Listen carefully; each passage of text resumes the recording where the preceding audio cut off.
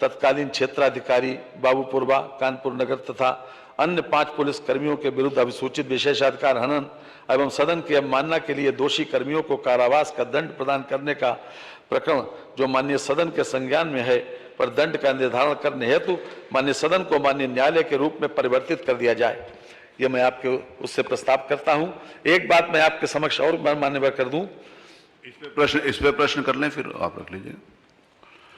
प्रश्न यह है कि श्री सलील बिश्नोई तत्कालीन माननीय सदस्य विधानसभा उत्तर प्रदेश कानपुर नगर द्वारा श्री अब्दुल समद तत्कालीन क्षेत्राधिकारी बाबूपुरा कानपुर तथा अन्य 5 पुलिस कर्मचारियों के विरुद्ध अभिसूचित विशेषाधिकार हनन एवं सदन की अवमानना के लिए दोषी कर्मचारियों को कारावास का दंड प्रदान करने को प्रकरण जो माननीय सदस्य के संज्ञान में है पर दंड निर्धारित करने हेतु माननीय सदन को माननीय न्यायालय के रूप में परिवर्तित कर दिया जाए। जो माननीय सदस्य के पक्ष में हो कृपया हाँ कहें, जो माननीय सदस्य के विरोध में हो कृपया नहीं कहें। सर्वसम्मति से प्रस्ताव स्वीकृत हुआ। माननीय संसदीय कार्य मंत्री कुछ कह रहे थे आप? जी मानवर, ये सभी लोगों को सदन के विशेषाधिकार का दोषी पाया गया है, इसीलिए आज ये प्रस्ताव आया। ये दूसरा प्रस्ताव मेरा है कि श्री सलील बिश्नोई तत्कालीन माननीय सदस्य विधानसभा उत्तर प्रदेश कानपुर नगर द्वारा श्री अब्दुल समद तत्कालीन क्षेत्राधिकारी बाबूपुरवा कानपुर नगर तथा अन्य 5 पुलिस कर्मियों के विरुद्ध अभिसूचित विशेषाधिकार हनन एवं सदन की अवमानना के लिए दोषी कर्मियों श्री अब्दुल समद तत्कालीन क्षेत्राधिकारी बाबूपुरवा कानपुर नगर, श्री ऋषिकांत शुक्ला तत्कालीन थाना अध्यक्ष किदवई नगर कानपुर नगर, श्री त्रिलोकी सिंह तत्कालीन उप निरीक्षक थाना कोतवाली कानपुर नगर, श्री छोटे सिंह यादव तत्कालीन कांस्टेबल थाना किदवई नगर कानपुर नगर, श्री विनोद मिश्रा तत्कालीन कांस्टेबल थाना काकादेव कानपुर नगर, श्री मेहरबान सिंह यादव तत्कालीन कांस्टेबल थाना काकादेव कानपुर नगर को कारावास का दंड प्रदान करने पर विचार किया जाए। प्रश्न यह है कि श्री सलील बिश्नोई तत्कालीन माननीय सदस्य विधानसभा उत्तर प्रदेश कानपुर नगर द्वारा श्री अब्दुल समद तत्कालीन क्षेत्राधिकारी बाबूपुरा कानपुर तथा अन्य 5 पुलिस कर्मचारियों के विरुद्ध अभिसूचित विशेषाधिकार हनन एवं सदन की अवमानना के लिए दोषी कर्मियों श्री अब्दुल समद तत्कालीन क्षेत्राधिकारी बाबूपुरा कानपुर, श्री ऋषिकांत शुक्ला तत्कालीन थानाध्यक्ष किदवई नगर कानपुर, श्री त्रिलोकी सिंह तत्कालीन उप निरीक्षक थाना कोतवाली कानपुर, श्री छोटे सिंह यादव तत्कालीन कांस्टेबल थाना किदवई नगर कानपुर, श्री विनोद मिश्र तत्कालीन कांस्टेबल थाना काकादेव कानपुर, श्री मेहरबान सिंह यादव तत्कालीन कांस्टेबल थाना काकादेव कानपुर को कारावास का दंड प्रदान करने पर विचार किया जाए। जो माननीय सदस्य के पक्ष में हो कृपया हाँ कहें, जो माननीय सदस्य के विरोध में हो कृपया नहीं कहें। सर्वसम्मति से प्रस्ताव स्वीकृत हुआ। माननीय आप कुछ कहेंगे कि मैं बाकी लोगों नेताओं को बुलाऊं? जैसे माननीय संसदीय कार्य मंत्री जी। माननीय अध्यक्ष जी, जो आज जो प्रस्ताव आया है मान्यवर, जैसा कि आप अवगत हैं कि विशेषाधिकार समिति में भी, तत्कालीन विशेषाधिकार समिति में भी और उसके बाद भी जो परिस्थिति बनी थी उसी के आधार के ऊपर इन लोगों को कारावास का दंड प्रदान करने पर ये स्थिति आई है। हम जरूर चाहेंगे कि हमारे बाकी अन्य दल के नेता अगर अपना विचार रखना चाहें तो। माननीय नेता समाजवादी पार्टी श्री अखिलेश यादव जी अनुपस्थित हैं। समाजवादी पार्टी की तरफ से और कोई बोलना चाहता है तो बोल सकता है, नहीं बोलना चाहते। माननीय नेता अपना दल श्री सोनेलाल। माननीय अध्यक्ष जी, आज हम सब लोग यहाँ पर इस विधानसभा के पूर्व सदस्य आदरणीय सलील बिश्नोई जी के विशेषाधिकार पर हम लोग विचार करने के लिए इकट्ठा हुए हैं। मेरा इस प्रकरण पर सिर्फ इतना कहना है कि मैं अपनी पार्टी की ओर से आपको निर्णय लेने के लिए पूर्णतः अधिकृत कर रहा हूं। धन्यवाद। अधिकृत कर रहा हूं और मैं ये भी एक निवेदन कर रहा हूं एक विषय पर। इस पे हम सब निर्वाचित होकर के या चयनित होकर के आते हैं। हमारे लिए जो विशेषाधिकार का विषय है, इसमें एक निवेदन जरूर मैं आपसे करूंगा कि आजकल मैं एक सदस्य के रूप में आपसे कह रहा हूं, भाषाई जो आदान प्रदान अधिकारी, चलिए उसके ऊपर विशेष चर्चा करेंगे, अभी नहीं, ये प्लेटफॉर्म नहीं है। श्री नेता राष्ट्रीय लोकदल श्री बाल्यान जी, श्री बाल्यान जी बोलना चाहते हैं? उनका कोई सदस्य बोलना चाहता है? नहीं बोलना चाहते। इसका दो समर्थन में शैनिल कुमार त्रिपाठी, निर्बल इंडियन शोषित हमारा अपना दल, बताइए। माननीय संजय जी। अध्यक्ष जी, हमारा दल, हमारी पार्टी, हमारे दल के सदस्य आज इस तरह की घटना आगे न हो और विशेषाधिकार संविधान में मिला हुआ और जनता ने दिया। हम जनता के प्रतिनिधि हैं और सदन के सदस्य की रक्षा नहीं कर पाए तो ऐसे अधिकारी कर्मचारी जनता की क्या रक्षा करेंगे? इनके खिलाफ जो भी हो सकता है। चलिए, ऐसा धन्यवाद। आप अध्यक्ष जी, हमारी पार्टी आपकी कार्यकुशलता पर गर्व करती है और पूरा समर्थन करती है। जो भी निर्णय सुनाएंगे हमारा दल आपका समर्थन करता है। नेता श्री ओम प्रकाश जी राजभर, सुहेल देव, भारतीय समाज पार्टी। माननीय अध्यक्ष जी, हमारी पार्टी, हमारे सभी विधायक, हम लोग ये निर्णय आपके ऊपर छोड़ते हैं। जो भी निर्णय आप देंगे हम लोग सर्वमान्य हैं। माननीय नेता भारतीय राष्ट्रीय कांग्रेस श्रीमती आराधना मिश्रा मोना जी। माननीय अध्यक्ष जी, संविधान के इस मंदिर में सदस्यों की और संविधान की सुरक्षा के लिए जो निर्णय आप लेंगे आज, उससे मैं और मेरा दल पूरी तरह सहमत। हमें पूरा विश्वास है कि आप हम सब की बात को समझते हुए इस पर निर्णय ले लें। पूरा विश्वास है हमें आपके निर्णय। माननीय नेता जनसत्ता दल कुंवर रघुराज प्रताप सिंह राजा भैया जी। माननीय अध्यक्ष जी, आप हम सभी लोगों के संरक्षक हैं। मैं अपने दल जनसत्ता दल की ओर से जो भी आप निर्णय लेंगे उससे हम पूरी तरह से सहमत हैं। माननीय नेता बहुजन समाज पार्टी श्री उमाशंकर सिंह। माननीय अध्यक्ष जी, क्योंकि इस मंडप में आप हम सबके अभिभावक हैं, संरक्षक हैं, इसलिए इस संबंध में भी मुझे पूरा विश्वास है कि आप जो भी निर्णय लेंगे हम सबके हित में लेंगे। मैं अपने तरफ से भी आपको अधिकृत करता हूं कि आप अपना निर्णय दें, हम उसको स्वीकार करेंगे। माननीय संसदीय कार्य मंत्री जी। माननीय अध्यक्ष जी, हम न्याय के ऊपर संवेदनशीलता को महत्व दिया गया है माननीय, और संवेदनशीलता उसके ऊपर मानी गई है। हम भी उसी परंपरा के निर्वहन के एक प्रकार से आदी हैं। इसलिए हम ज़रूर चाहेंगे, क्योंकि इन सभी लोगों को दोषी करार दिया गया, इसलिए हम चाहते हैं कि इनका भी पक्ष, मानवर इन लोगों का पक्ष भी जैसी की व्यवस्था है उसमें सुन लिया जाए। कम से कम इनको अपने बारे में सजा के लिए क्या कहना है। लोकतंत्र में जो जनप्रतिनिधि चुन के आते हैं वो जनता के हितों के लिए ही बराबर, जब सत्ता में रहते हैं तो संसाधन जुटाकर, जब विपक्ष में रहते हैं तो अपनी आवाज़ बुलंद करके ये कोशिश करते हैं कि ज़्यादा से ज़्यादा जनहित हो सके।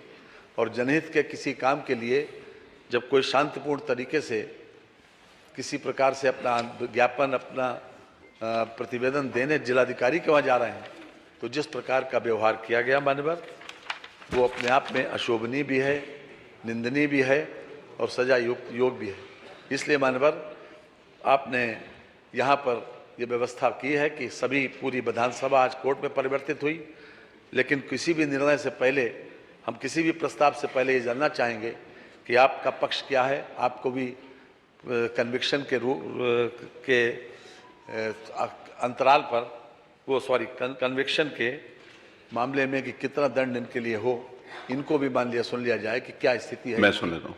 आप यहाँ पर उपस्थित श्री अब्दुल समित, श्री ऋषिकांत शुक्ला, श्री त्रिलोकी सिंह, श्री छोटे सिंह यादव, श्री विनोद मिश्रा, श्री मेहरबान सिंह यादव, मैं आपको एक एक करके इस बात के लिए प्रिविलेज देता हूं कि आप अपनी बात कुछ कहना चाहते हैं तो कहिए। श्री अब्दुल समद। परम आदरणीय माननीय अध्यक्ष जी, परम आदरणीय माननीय सदस्यगण, परम आदरणीय तत्कालीन विधायक माननीय सलील बिश्नोई जी, मैं आप सभी लोगों का सादर चरण स्पर्श करते हुए प्रणाम करता हूं। राजकीय दायित्वों के निर्वहन में जो भी त्रुटियां हुई हो, जाने अनजाने में जो गलती हुई हो, मैं माननीय अध्यक्ष जी से, माननीय सदन सदस्यगण से, माननीय बिश्नोई साहब से हाथ जोड़कर माफ़ी मांगता हूं कि जो भी गलती हुई हो जाने अनजाने में, उसके लिए हमें क्षमा कर दें। और बस इतना ही हमारा कहना है कि हम लोग जो भी हो माननीय पूरे सदन से हम लोग माफ़ी मांगते हैं। कोई अन्य इनमें से कोई अन्य व्यक्ति कोई बात अपना कहना चाहता है तो उसको नहीं सर, आप पूछ लीजिए सबसे। चलिए, ये कुछ ये अपनी बात इनकी आ गई, श्री अब्दुल समीद जी की बात आ गई, और बाकी सभी का वही है। आप बोल रहे हैं कुछ? बोलिए। परम आदरणीय अध्यक्ष महोदय, सभी विधायकगण, माननीय विधायकगण और माननीय सलील बिश्नोई जी, आवाज आ जाएगी, बोलिए सीधा। हम लोगों में से अगर किसी प्रकार की दायित्वों को पूर्ण करते समय अगर कोई भी त्रुटि हो गई हो उसको क्षमा कर दें, और भविष्य में इसकी कोई कभी त्रुटि नहीं होगी। हम लोग सभी माननीय विधायकगण का सम्मान करते हैं और करते रहेंगे भविष्य में भी। जी, और कोई बोलना चाहते हैं? माननीय अध्यक्ष जी, जिस प्रकार से सभी सदस्य ये महसूस करते हैं, आज जो कटघरे में खड़े हैं, अब्दुल समद के साथ जो पांचों लोग कटघरे में खड़े हैं, उन सभी लोगों ने, बाकी सबकी भी यही राय है, सभी लोगों ने विनम्रता पूर्वक माफी का प्रस्ताव किया है। लेकिन मान्यवर, लोकतंत्र में इस विधायिका का सम्मान बचा रहना बहुत जरूरी है। जैसा कि मैंने प्रारंभ में कहा था कि एक 4 लाख, 5 लाख, 6 लाख और 10-10 लाख लोगों से चुनकर लोग आए यहाँ पर, वो लोग केवल जनता के हितों में काम करते हैं। ये भी सही है कि ये अधिकारी लोग शासन के निर्देशों का पालन करते हैं, लेकिन मान्यवर, ये अधिकार नहीं मिल जाता कि इन लोगों को किसी प्रकार से नाजायज तरीके से किसी को गाली दें, किसी को अब्यूज करें, किसी को अपमानित करें या डंडा चलाएं। जहां वहां पर कोई ऐसी परिस्थिति नहीं थी कि इस प्रकार का बल प्रयोग करें या किसी प्रकार से गाली दें, और इस प्रकार की स्थिति बाकायदा वीडियोग्राफी में आई है। मानवर, ये सही है कि हम आपसे भी अनुरोध करेंगे कि संवेदनशीलता तो जरूरी है, निभाना भी चाहिए, लेकिन मान्यवर फिर भी चूंकि आज ये सदन कोर्ट में परिवर्तित हुआ और आपको सर्वाधिकार है हर तरह से, और इसके संबंध में भी कई प्रकरण यहाँ विधानसभा में, चाहे 1959 हो, चाहे उसके बाद सन 89 हो, इसके बीच में भी 1-2 प्रकरण ऐसे आए। लगातार इस बात को सुप्रीम कोर्ट ने भी मेजॉरिटी जजमेंट से इस बात को परिभाषित किया है कि किसी भी तरीके से जुडिशरी और जो व्यवस्थापिका है वो किसी प्रकार से एक दूसरे के काम में हस्तक्षेप न करे। और हम समझते हैं कि यहाँ का ये फैसला, आपका जो फैसला, किसी भी कोर्ट ऑफ लॉ में कोई चैलेंजेबल नहीं है मानवर। इसलिए मैं विनम्रता पूर्वक ये प्रस्ताव करूंगा कि चूंकि इन लोगों का व्यवहार, अपने इन्होंने जो कुछ कहा है उसके ऊपर हम ये चाहते हैं कि मिनिमम इनको सजा दी जाए, इसलिए मैं प्रस्ताव करता हूं कि श्री सलील बिश्नोई तत्कालीन माननीय सदस्य विधानसभा उत्तर प्रदेश कानपुर नगर द्वारा श्री अब्दुल समद तत्कालीन क्षेत्राधिकारी बाबूपुरवा कानपुर नगर तथा अन्य 5 पुलिस कर्मियों के के विरुद्ध अभिसूचित विशेषाधिकार हनन एवं सदन की अवमानना के लिए दोषी कर्मियों श्री अब्दुल समद तत्कालीन क्षेत्राधिकारी बाबूपुरवा कानपुर नगर, श्री श्रीकांत शुक्ला श्री तत्कालीन थानाध्यक्ष किदवई नगर कानपुर नगर, श्री त्रिलोकी सिंह तत्कालीन उप निरीक्षक थाना कोतवाली कानपुर नगर, श्री छोटे सिंह यादव तत्कालीन कांस्टेबल थाना किदवई नगर कानपुर नगर, श्री विनोद मिश्रा तत्कालीन कांस्टेबल थाना काकादेव कानपुर नगर, श्री मेहरबान सिंह यादव तत्कालीन कांस्टेबल थाना काकादेव कानपुर नगर को 1 दिन यानी आज रात के 12 बजे तक दिन का कारावास की सजा दिया जाए। संविधान की उद्देशिका निम्न प्रकार से प्रारंभ होती है। हम सबको मालूम है कि हम भारत के लोग, भारत के संपूर्ण प्रभुत्व संपन्न, आगे पूरा डिटेल में लिखा हुआ है, इस संविधान को अंगीकृत, अधिनियमित और आत्मार्पित करते हैं। अतः हम भारत के लोग सर्वोपरि हैं एवं इस आदरणीय सदन के सदस्य भारत के लोगों का प्रतिनिधित्व करते हैं। अतः उनकी मर्यादा एवं गरिमा को संरक्षित रखना हम सबका दायित्व है। संविधान के अनुच्छेद 194 में विधानमंडल के सदनों की तथा उसके सदस्यों और समितियों की शक्तियों एवं विशेषाधिकार प्राविधानित किए गए हैं। ये एक सत्यापित सिद्धांत है कि संविधान के अनुच्छेद 194(3) के अंतर्गत सदन विशेषाधिकार एवं अवमानना के मामलों में निर्णय लेने हेतु सर्वाधिकार धारित करता है तथा सदन का निर्णय इस मामलों में अंतिम होता है। हम सबको यह एहसास है कि हमारा यह निर्णय महत्वपूर्ण होगा और इसके दूरगामी परिणाम एवं संदेश होंगे। संविधान में न्यायपालिका, कार्यपालिका एवं विधायिका की शक्तियों को पृथक पृथक रूप से परिभाषित किया गया है। इन शक्तियों के पृथक्करण एवं सिद्धांत हमारे संविधान की जीवन रेखा हैं। यदि इन तीनों संवैधानिक संस्थाओं द्वारा एक दूसरे के अधिकारों एवं शक्तियों में अतिक्रमण किया जाएगा तो उसके परिणाम नकारात्मक होंगे और ये संस्थाएं शनय शनय समाप्त हो जाएंगी। हमारा ये दायित्व है कि संविधान निर्माताओं ने जो योजना बनाई है हम लोग सम्मान करें और अपने अधिकारों का प्रयोग अपनी सीमा के अंदर रहकर करें। जनप्रतिनिधियों के लोकतांत्रिक अधिकारों एवं कार्यपालिका द्वारा सीमित नहीं किया जा सकता। इसी प्रकार से विधायिका द्वारा भी कार्यपालिका की सीमा में अनधिकृत हस्तक्षेप नहीं किया जा सकता।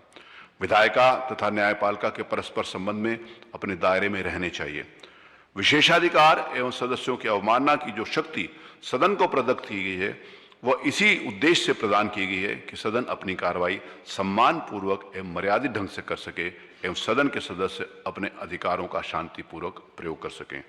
आज हमारे समक्ष कतिपय सरकारी कर्मचारियों की दोष के आधार पर दंड देने के प्रश्न पर विचार किया जा रहा है।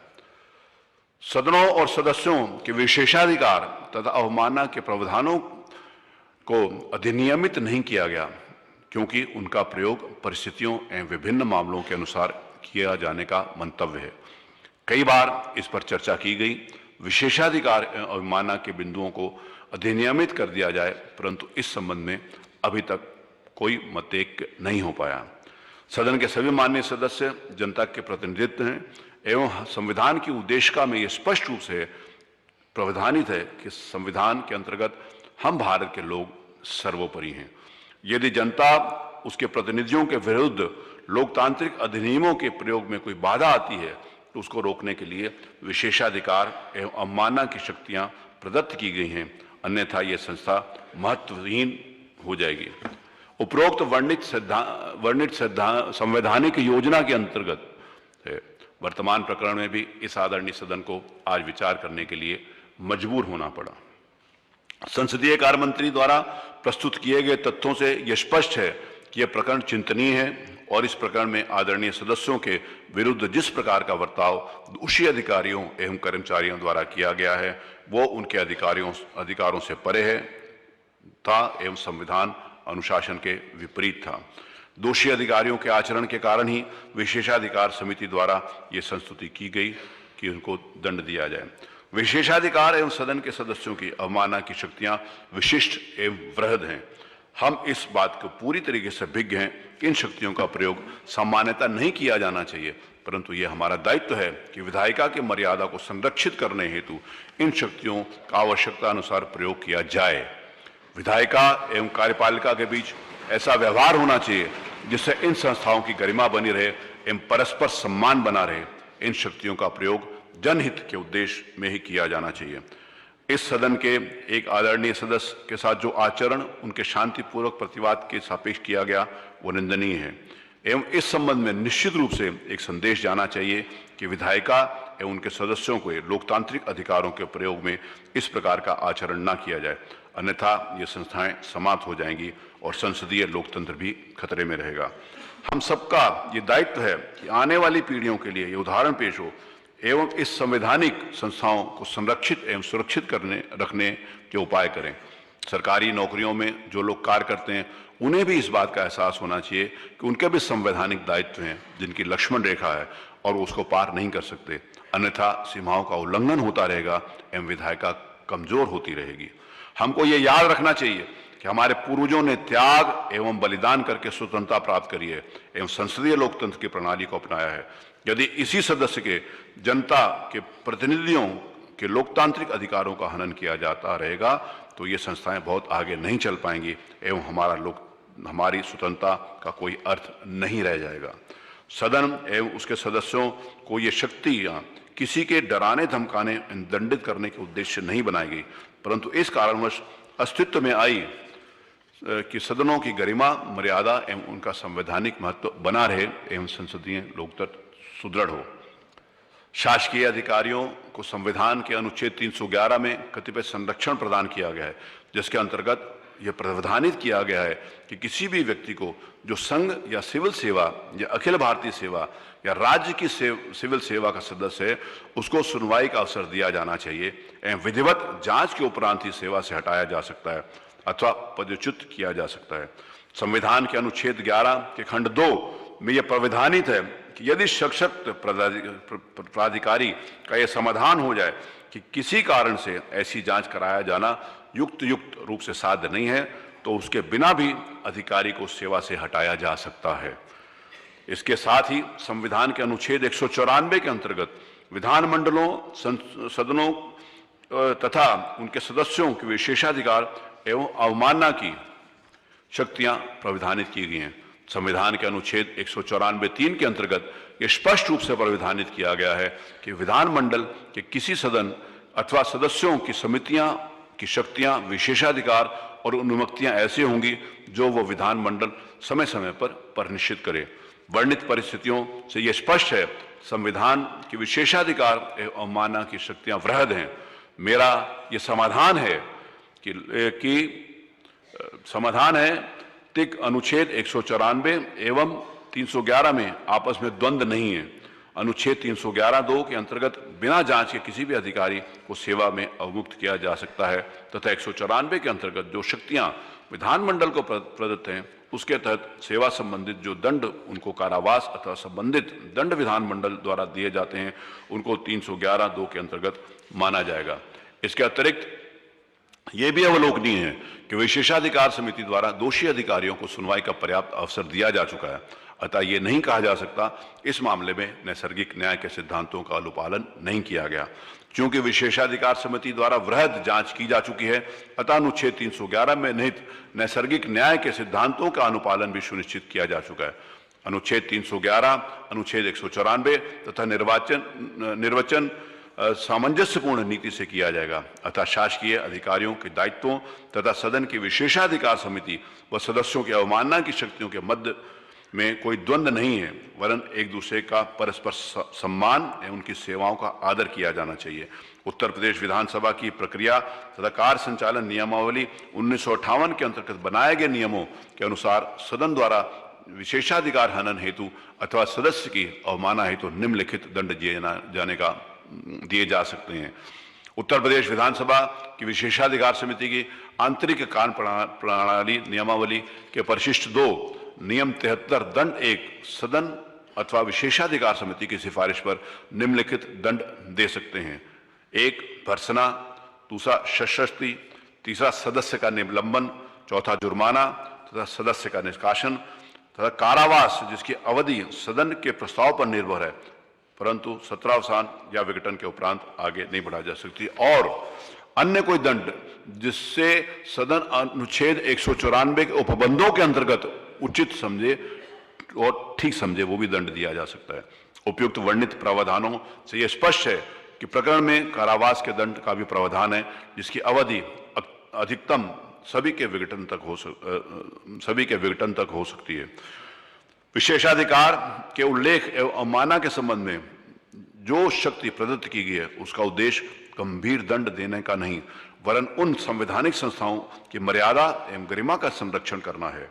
संसदीय लोकतंत्र के इतिहास में ऐसे अवसर आए हैं जबकि जनप्रतिनिधियों द्वारा लोकतांत्रिक अधिकारियों के प्रयोग में विरोध उत्पन्न हुए। ऐसी बातों की पुनरावृत्ति न हो तथा जनप्रतिनिधियों के अधिकारों एवं दायित्वों का निर्वहन सुचारू रूप से हो सके, इसी उद्देश्य से संविधान के अनुच्छेद 194 की योजना विरचित है। वर्णित परिस्थितियों एवं तथ्यों एवं विधिक संवैधानिक प्रावधानों के स्थिति में सभी माननीय सदस्यों के मंतव्य को दृष्टिगत रखते हुए मेरा यह मानना है कि प्रस्तुत प्रकरण में विशेषाधिकार समिति द्वारा सभी पाए गए दोषी अधिकारियों को कारावास की सजा दी